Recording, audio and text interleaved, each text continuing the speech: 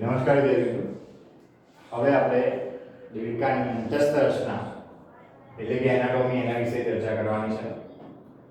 તો દેડકાની એનાટોમીની અંદર એના વેલ ડેવલપ જે સિસ્ટમ્સ છે એ જોવા મળે છે, જેવા કે પાચન તંત્ર છે, પ્રજનન તંત્ર છે, રુધિરાભિસરણ તંત્ર છે, શ્વસન તંત્ર છે. આવા બધા તંત્રો એ દેડકાની દેહગુહાની અંદર જોવા મળતા હોય છે.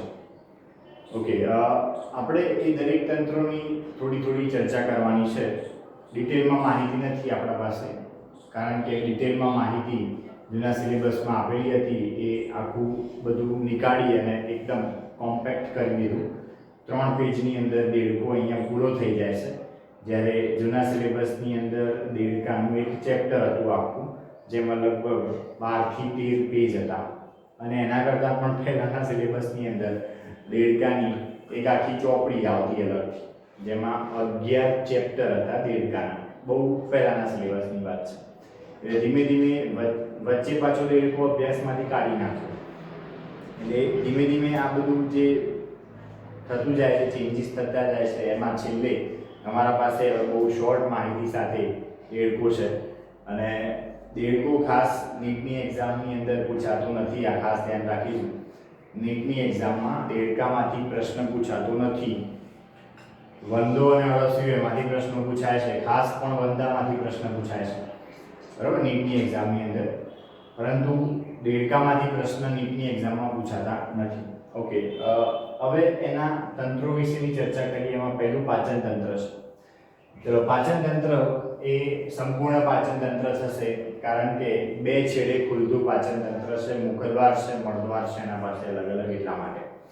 ઓકે, હવે દેડકાનું જે પાચન તંત્ર છે એમાં કયા કયા અવયવોનો સમાવેશ થાય છે એની વાત કરી લઈએ. તો એમાં મુખ્ય પાચન માર્ગ અને સહાયક અવયવો એનો સમાવેશ થાય. મુખ્ય પાચન માર્ગ એટલે સમજી લો કે આ ચોક મારો જે લાઈન પર ફરી રહ્યો છે એ લાઈન આખી મુખ્ય પાચન માર્ગ કહેવાશે, કે જેમાંથી ખોરાક પસાર થશે. અને બીજું સહાયક ગ્રંથિઓ. સહાયક ગ્રંથિઓ એટલે કે જેમાંથી ખોરાક પસાર નહીં થાય, પરંતુ જેનો સ્ત્રાવ પાચનમાં મદદ કરશે. ધેટ મીન્સ કે એક આ ગ્રંથિ અને બીજી આ ગ્રંથિ. આનું નામ યકૃત છે, આનું નામ સ્વાદુપિંડ છે. ઓકે, હવે આ આકૃતિ પહેલા હું સમજાવી દઉં. દેડકાને બુકની અંદર તમે જોશો તો અલગ આકૃતિ આપેલી છે, એ અલગ આકૃતિ દોરવાની બહુ જરૂર નથી. એની કરતાં આ આકૃતિ સરળ છે અને ફટાફટ દોરાઈ જાય તેવી પણ છે, બરોબર. પાચન તંત્ર પૂછાયું હોય તો આ જ આકૃતિ દોરવાની આવે. એમાં ખાસ દેડકાની આ મુખ ગુહા છે, જેને આપણે વચ્ચેથી કાપેલી છે. આમ દેડકાની મુખ ગુહાને પહોળી કરી અને એને વચ્ચેથી કાપી નાખતા પછી આખું પાચન માર્ગ એના શરીરમાંથી બહાર કાઢેલો છે, બાકી બધું ફેંકી દીધેલું છે. તો આ મુખ ગુહા છે, એમાં ઉપરનું જડબું છે, નીચેનું જડબું છે. તો મુખ ગુહાનો પાછળનો ભાગ એટલે કંઠનળી કહેવાય આમ તો, બરોબર. એટલે સપોઝ આટલો જે પાછળનો વિસ્તાર છે, ડોટેડ ભાગ, એ કંઠનળી અને મુખ ગુહા બંને ભેગું છે, કે જેના પછી અન્નનળી ચાલુ થાય છે. એટલે મુખ ગુહાનો પાછળનો ભાગ અને અન્નનળીનો ઉપરનો ભાગ એક્ઝેક્ટ. મુખ ગુહાનો સૌથી પાછળનો ભાગ, અન્નનળીનો સૌથી ઉપરનો ભાગ, એને કંઠનળી કહેવું હોય તો કહી શકાય. પણ અહીંયા દેડકામાં તો કંઠ નથી, કંઠ એટલે ગરદન નથી.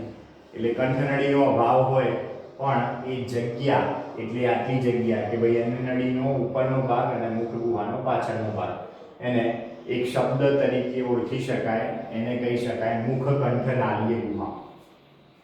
એના માટે આ શબ્દ વપરાય, મુખ કંઠ નાળીય ગુહા. ઓકે, ચલો. ત્યારબાદ એના પછીનો વિસ્તાર એ અન્નનળી કહેવાશે. અન્નનળી પછી જઠર છે. જઠર પછી નાનું આંતરડું ચાલુ થાય છે. નાના આંતરડાનો શરૂઆતનો યુ આકારનો ભાગ પક્વાશય તરીકે ઓળખાય છે. પક્વાશય પછીનો ગૂંચળામય ભાગ એને મધ્યાંત્ર કહેવાય છે. મધ્યાંત્ર પછીનો ગૂંચળામય ભાગ એને શેષાંત્ર કહેવાય. શેષાંત્ર, બરાબર. શેષાંત્ર પછી મોટું આંતરડું ચાલુ થાય. આ મોટું આંતરડું છે આટલેથી આટલે ભાગ સુધી. મોટા આંતરડાનો શરૂઆતનો ભાગ એને મળાશય કહેવાય. મળાશય પછીનો ભાગ એને અવસાની કહેવાય. અવસાની જે છિદ્ર દ્વારા શરીરની બહાર ખુલી જાય એને અવસાની દ્વાર કહેવાય. એટલે ટૂંકમાં આટલું બધું ડિટેલમાં આપણને આપેલું નથી. આ અવસાની સાથે કનેક્ટેડ હોય મૂત્રાશય. મૂત્રાશય ત્રિશાખી રચના છે. આટલું બધું ડિટેલમાં આપણને આપેલું નથી, પરંતુ આપણે આ આકૃતિમાં સમજ્યા કે ભાઈ કોને શું કહેવાય. ઓકે, દેડકાનો પાચન માર્ગ પ્રમાણમાં ટૂંકો હોય. કેમ? તો દેડકો માંસાહારી પ્રાણી છે. ખાસ આ સમજી લેજો કે જે તૃણાહારી પ્રાણીઓ છે એમની કમ્પેરિઝનમાં માંસાહારી પ્રાણીઓ એમના પાચન માર્ગ ટૂંકા હોય.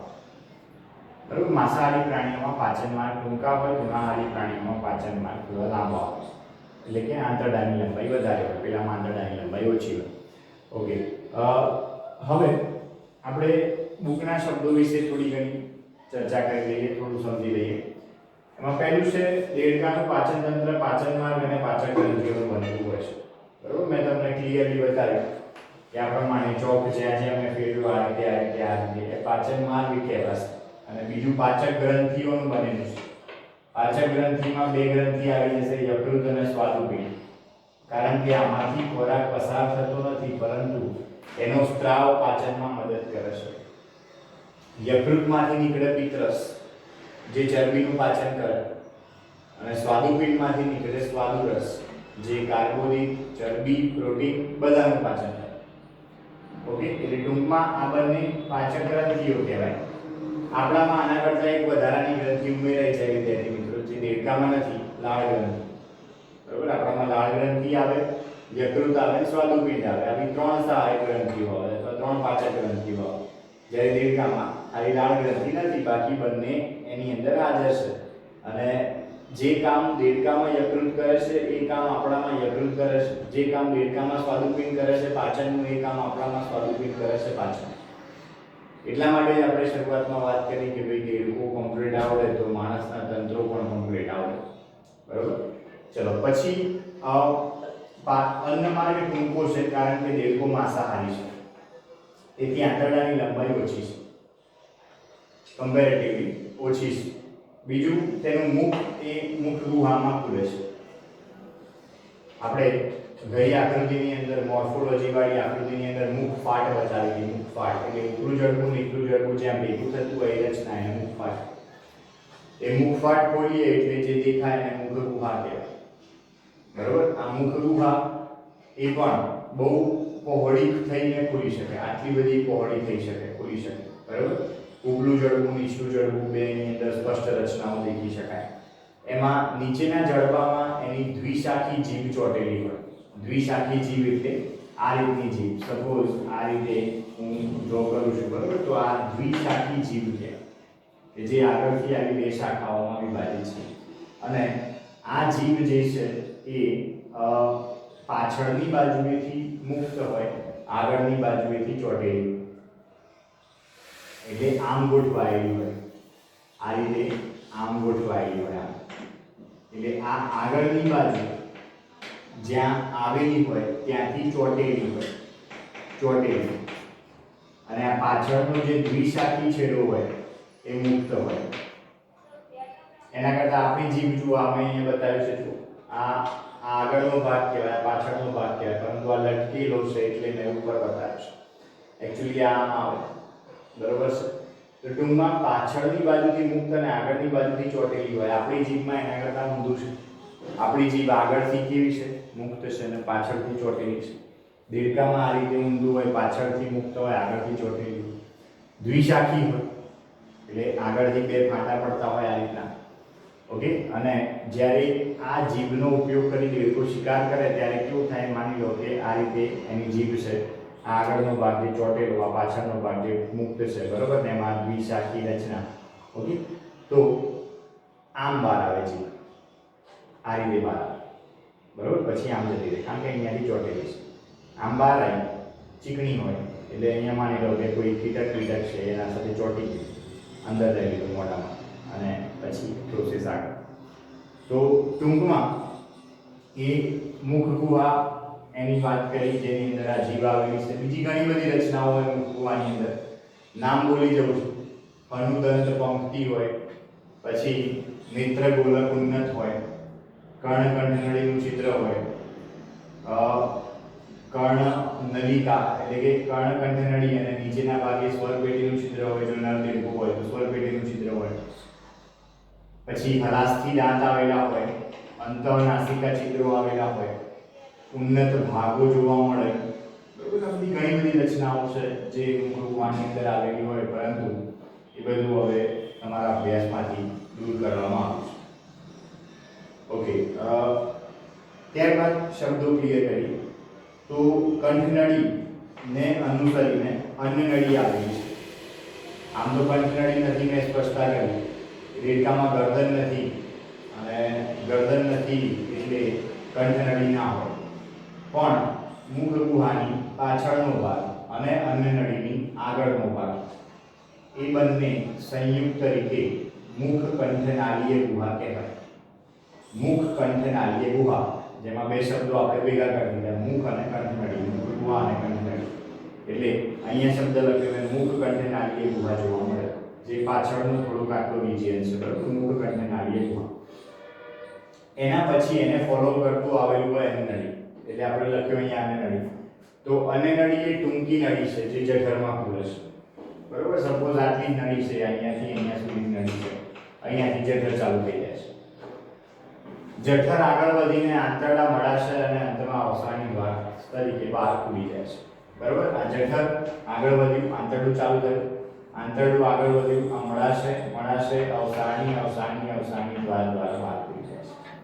એટલે ટૂંકમાં આ પાચન માર્ગ છે. એમ થોડુંક ડિટેલમાં કેવું હોય તો કહી શકાય કે આંતરડું, કે નાનું આંતરડું, મોટું આંતરડું બે છે. નાનું આંતરડું શરૂઆતનો ભાગ પક્વાશય, વચ્ચેનો ભાગ મધ્યાંત્ર, પાછળનો ભાગ શીશાંત્ર. મધ્યાંત્ર ઓછો ગૂંચળામય ભાગ, શીશાંત્ર વધુ ગૂંચળામય ભાગ.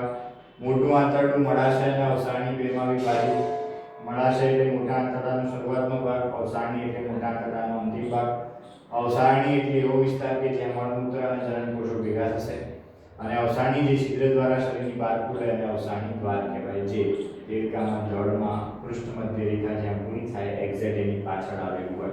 ફૂંકણીથી અંદર એન્ટર કરીએ, ફૂંકણીને ખુલાઈએ તો ખબર પડે કે ભાઈ આ પાચન માર્ગ છે. ઓકે, પહેલા દેડકો ચીરવાનો આવતો, પ્રેક્ટિકલ આવતું દેડકાનું. દેડકો ચીરવો પડે અને અંદર બધા જુદા જુદા તંત્રો જોવા પડે. પણ હવે એ પણ સરકારે બંધ કરાવી દીધું, કારણ કે જો એવું ને એવું ચાલુ રહે તો એક દિવસ આ પ્રાણી નાશપ્રાય પ્રાણી થઈ જાય, હાથમાં ના આવે, દેખાતા જ નહીં, લુપ્ત થઈ જાય, બરોબર. દેડકો જ કેમ પસંદ કરવામાં આવે છે એના પાછળનું પણ કારણ છે. એ દેડકામાં પહેલા તો કોઈ બાહ્ય કંકાલ નથી, નખ, નવર, વાળ, શીંગડા, પીંગડા કઈ બીજા નથી, એટલે એને હેન્ડલ કરવો સરળ છે. બિનઝેરી પ્રાણી છે એટલે હેન્ડલ કરવો સરળ છે. ડંગર બંગ મારે હોય એવી કોઈ એની તાકાત નથી, બરોબર. સરળતાથી ઉછેરી શકાય છે, ખર્ચ ઓછો આવે છે, એટલા માટે દેડકાને પસંદ કરવામાં આવે છે પૃષ્ઠવંશી પ્રાણીના પ્રતિનિધિ તરીકે. જ્યારે પ્રેક્ટિકલ થતા ત્યારે એક પ્રેક્ટિકલની અંદર એક દેડકો તમે ચીરો તો એનું એક તંત્ર બહાર નીકળે. આવા 11 તંત્રો આવે, 11 દેડકા ચીરવા પડે એક વ્યક્તિને, બરોબર. એટલે 6-7નું ગ્રુપ બનાવીને 11 દેડકા, એ 6-7નું ગ્રુપ 11 દેડકા ચીરે, અને એવા કેટલા સ્ટુડન્ટ્સ હોય.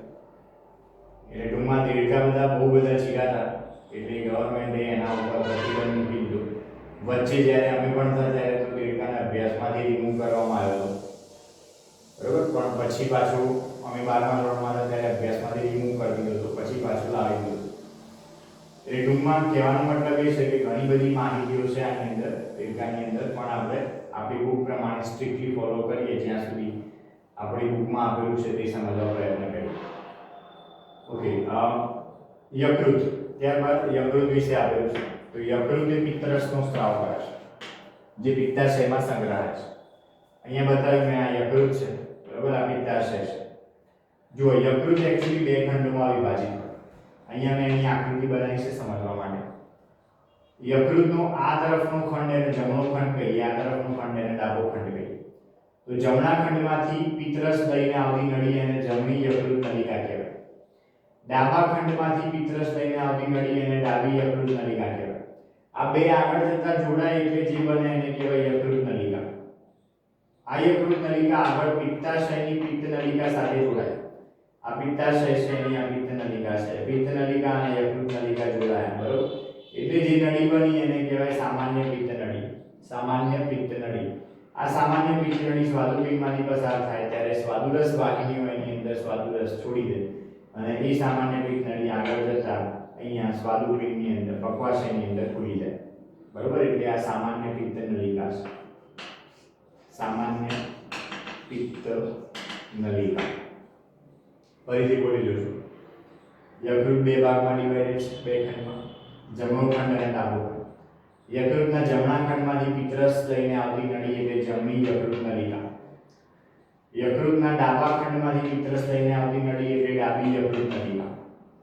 આ બે આગળ જતા ભેગી થઈ જાય અને જે બને એને કહેવાય યકૃત નલિકા. આ યકૃત નલિકા બની ગઈ. ઓકે, પિત્તાશયમાંથી એક નળી નીકળતી હોય એ નળીને કહેવાય પિત્ત નલિકા, પિત્તાશયની પિત્ત નલિકા, બરોબર. અને યકૃતની યકૃત નલિકા બે ભેગી થઈ, પિત્તાશયની પિત્ત નળી અને યકૃતની યકૃત નલિકા બે ભેગી થઈ એટલે બનાવી સાપીન. સાપીન એટલે સામાન્ય પિત્ત નલિકા, બરોબર. આ સામાન્ય પિત્ત નલિકા સ્વાદુપિંડમાંથી પસાર થાય એટલે એની અંદર સ્વાદુરસ ઠલવાય, સ્વાદુરસ વાહિનીઓ એમાં સ્વાદુરસ ઠાલવે અને પછી એ સામાન્ય પિત્ત નળી એ આગળ જતા અહીં પક્વાશયમાં ખુલી જાય એટલે પક્વાશયમાં બે રસ લઈને આવશે. કયા કયા બે રસ? એક તો પિત્તરસ જે યકૃતમાંથી આવે અને બીજો સ્વાદુરસ જે સ્વાદુપિંડમાંથી આવે. ઓકે, ચલો. ત્યારબાદ આ પિત્તરસ જે છે એ ખાસ ધ્યાન રાખીશું કે લીલાશ પડતું અથવા તો પીળાશ પડતા લીલા રંગનું પ્રવાહી છે. પીળાશ પડતા લીલા રંગનું પ્રવાહી પિત્તરસ, અને તેમાં કોઈ પાચક ઉત્સેચકો નથી હોતા. ખાસ ધ્યાન રાખીશું, પિત્તરસમાં કોઈ પાચક ઉત્સેચકો હોતા નથી અને તે માત્ર ચરબીના પાચન સાથે સંકળાયેલો છે. એમાં પિત્તક્ષારો, પિત્તરંજક દ્રવ્યો આવેલા હોય. પિત્તક્ષારો તરીકે કાર્બનિક અકાર્બનિક પ્રકારના પિત્તક્ષારો હોય. પિત્તરંજક દ્રવ્યો તરીકે બિલિરુબિન, બિલિવર્ડિન નામના બે દ્રવ્યો આવેલા હોય, બરાબર. આ બધા પિત્તરસના બંધારણ છે. ઓકે, પછી સ્વાદુપિંડ. તો સ્વાદુપિંડ એક પાચક ગ્રંથિ છે જેમાંથી સ્વાદુરસનો સ્ત્રાવ થાય છે જે પાચક ઉત્સેચકો ધરાવે છે. પિત્તરસમાં પાચક ઉત્સેચક નથી, ખાસ ધ્યાન રાખીશું, પણ સ્વાદુરસની અંદર પાચક ઉત્સેચકો છે અને આ પાચક ઉત્સેચકો કાર્બોહાઈડ્રેટ્સ, પ્રોટીન અને લિપિડ આ બધાનું પાચન કરવા માટે સક્ષમ છે. ઓકે, ત્યારબાદ હવે પાચનની ક્રિયા. આ પાચનની ક્રિયાની અંદર શરૂઆત કરીશું દેડકો એનો ખોરાક કેવી રીતે પકડે છે એનાથી. તો દેડકો એ એની જીભ દ્વિશાખી છે એટલે એની જીભની મદદથી એ ખોરાક પકડશે, ખોરાકને મુખ ગુહામાં લાવશે. મુખ ગુહામાં લાવશે પછી એના ઉપરના જડબામાં બે નાનકડી કરવતની પટ્ટીઓ જેવી રચના હોય જેને કહેવાય હલાસ્થી દાંત. એ હલાસ્થી દાંતની મદદથી એને દબાવશે. એની આંખો ઉપસેલી જે બહાર હતી એ પણ અંદર લેશે એટલે અંદરની બાજુએ નેત્રગોલક ઉન્નત એ દબાશે એટલે મુખ ગુહામાં પેલું જે કીટક આવ્યું હોય દબાય એટલે બેહોશ થાય અથવા મૃત્યુ પામે. પછી એને ગળી જાય. દેડકાની જડબામાં દાંત નથી, આ ધ્યાન રાખજો, જેથી એ ખોરાક ચાવી શકતો નથી. ખોરાક ચાવે, દળે, ભરડે નહીં, ખાલી એને દાંત જેવી રચના છે, હલાસ્થી દાંત કહેવાય અને હનુદંત પંક્તિ કહેવાય. એ બધી દાંત જેવી રચનાઓ છે પણ એ ખોરાક ચાવવામાં ઉપયોગમાં લેવાતી નથી. એટલે ટૂંકમાં દેડકો ખોરાકને ચાવતો નથી, બરોબર. પછી એને ઉતારી જશે એટલે અહીંયા આવશે એને નળીમાં, અને નળીમાં કોઈ પાચન નહીં થાય પછી જઠરમાં આવશે. જઠરમાં આવે એટલે જઠરની દીવાલમાંથી જઠર રસ નીકળે. આ જઠર રસ એટલે ત્રણ વસ્તુનું મિશ્રણ, એક મંદ HCl, એક શ્લેષ્મ અને એક પેપ્સિનોજન, જે તમે 10મા ધોરણમાં ભણી ચૂક્યા છો. મંદ HCl એટલે હાઇડ્રોક્લોરિક એસિડ, શ્લેષ્મ ચીકણું પ્રવાહી અને પેપ્સિનોજન નામનો ઉત્સેચક જે પ્રોટીનનું પાચન કરતો ઉત્સેચક છે, બરોબર. જઠરમાં પ્રોટીનનું પાચન થાય, ખાલી પ્રોટીનનું પાચન, બરોબર. અને એ પ્રોટીનનું પાચન થઈ કાર્બોદિતો અને ચરબી એમના એમ રહેશે. પછી ખોરાક નીચે ઉતરશે એટલે એ વખતે ખોરાક અર્ધપાચી થશે અને એસિડિક હશે. એસિડિક એટલા માટે કે જઠર રસમાં પેલું મંદ HCl છે, હાઇડ્રોક્લોરિક એસિડ છે એટલા માટે. અને અર્ધપાચી એટલા માટે કે અંદર ખાલી પ્રોટીનનું પાચન થયું છે, કાર્બોદિત અને ચરબીનું પાચન નથી થયું. ઓકે, હવે ખોરાક આગળ આવશે. આગળ આવ્યો એટલે નાના આંતરડામાં શરૂઆતનો યુ આકારનો ભાગ જઠર પછીનો એટલે કે પક્વાશયમાં. આ પક્વાશયમાં ખોરાક આવ્યો. પક્વાશયની અંદર ઓલરેડી બે રસ આવ્યા છે, એક પિત્તરસ અને સ્વાદુરસ. કઈ નળી દ્વારા? સામાન્ય પિત્ત નલિકા દ્વારા. ઓકે, હવે એમાંથી પિત્તરસ જે છે એ ચરબીનું પાચન કરશે. ચરબીનું પાચન કેવી રીતે એ પણ સમજી લો. સપોઝ ચરબીનો આ મોટો ગોળો હોય તો એનું પૃષ્ઠતાણ ઘટાડી એનું નાના ગોળામાં રૂપાંતર કરે. આ ઘટનાને કહેવાય તૈલોદીકરણ. ફરીથી બોલું છું, ચરબીના મોટા ગોળકોનું નાના ગોળકોમાં રૂપાંતર એને કહેવાય તૈલોદીકરણ, જે પિત્તરસ દ્વારા થાય. પિત્તરસમાં પણ એના પિત્તક્ષારો દ્વારા થાય. ઓકે, જેથી ચરબીના ગોળકોનું પૃષ્ઠતાણ ઘટે અને એ આગળ જલ્દીથી પાચનની ક્રિયામાં ભાગ લે. બીજું કે સ્વાદુરસ. સ્વાદુરસ એ કાર્બોદિતોનું અને ચરબીનું પાચન કરશે અને ઇવન એ પ્રોટીનનું પાચન પણ કરશે. સ્વાદુરસ આંતરડામાં આંતરરસ આવે એ પણ કાર્બોદિતો, પ્રોટીન અને ચરબી બધાનું પાચન કરે. ઓકે, એટલે હવે જે જઠરમાંથી જે ખોરાક બહાર આવ્યો ને, જે અર્ધપાચિત અને એસિડિક છે, એના માટે આમપાક શબ્દ વપરાય. આમપાક અથવા જઠરપાક. ફરીથી બોલું છું, જઠરમાંથી બહાર આવતો અર્ધપાચિત એસિડિક ખોરાક. અર્ધપાચિત કેમ? તો ખાલી પ્રોટીનનું પાચન થયું. એસિડિક કેમ? HCl છે એટલા માટે. એટલે આમપાક અથવા જઠરપાક કહેવાય. પછી આંતરડામાં આવે, બધું પાચન માની લો પૂરું થઈ ગયું. પછી નાના આંતરડામાં મધ્યાંત્ર અને શેષાંત્રની અંદર આંગળીના પ્રવર્ધો જેવી આવી અસંખ્ય રચનાઓ આવેલી હોય અંદરની સપાટી ઉપર. આ આંગળીના પ્રવર્ધો જેવી આવી અસંખ્ય રચનાઓ એને રસાંકુરો કહેવાય, વિલીસ કહેવાય, જે પચેલા ખોરાકનું શોષણ કરે. શોષણ સપાટીનું ક્ષેત્રફળ વધે એટલા માટે આવી રચનાઓ છે. સીધું વિચારો અને આમ વિચારો. ફરીથી બોલું, સીધું વિચારો અને આમ વિચારો. નાના આંતરડાની અંદરની સપાટી. તો ક્ષેત્રફળ શેમાં વધારે? આમાં વધારે છે, બરોબર. આવી આંગળીઓના પ્રવર્ધો જેવી રચનાઓ જે નાના આંતરડાની અંદરની સપાટી પર આવેલી છે, જે ખોરાકના શોષણ માટે આવેલી છે, અને રસાંકુરો કહેવાય, વિલીસ કહેવાય, જે પચેલા ખોરાકનું અભિશોષણ કરે. બરોબર. એ નાના આંતરડામાં અહીંયા મધ્યાંત્ર અને શેષાંત્રમાં આવેલા હોય. ઓકે, ચલો હવે અંદરથી થોડું સમજી લઈએ. થોડું આગળ બીજું પણ કહી દઉં. હવે ખોરાક પચી ગયો, શોષાઈ ગયો, બધું થઈ ગયું. હવે ન પચેલો, ન પચી શકે તેવો ખોરાક એ મળાશયમાં આવે. એ મળ તરીકે ઓળખાય અને મળ એ અવસારણીમાં જાય. અવસારણી દ્વાર ખુલવાથી એ દેડકાના શરીરની બહાર નીકળશે. પાચનની ક્રિયા. તો દેડકો તેની દ્વિશાખી જીભ દ્વારા ખોરાકને પકડે છે. મેં બતાવ્યું, એક્શન સાથે બતાવ્યું કેવી રીતે ખોરાકને પકડે છે. જઠરની દિવાલો દ્વારા સ્ત્રવિત HCl અને જઠરરસ દ્વારા ખોરાકનું પાચન થાય છે. एक्चुअली અહીંયા બુકનો શબ્દ આવો છે કે HCl અને જઠરરસનો ભાગ છે HCl. અહીં અર્ધપાચિત ખોરાક એ આમપાક કહેવાય છે.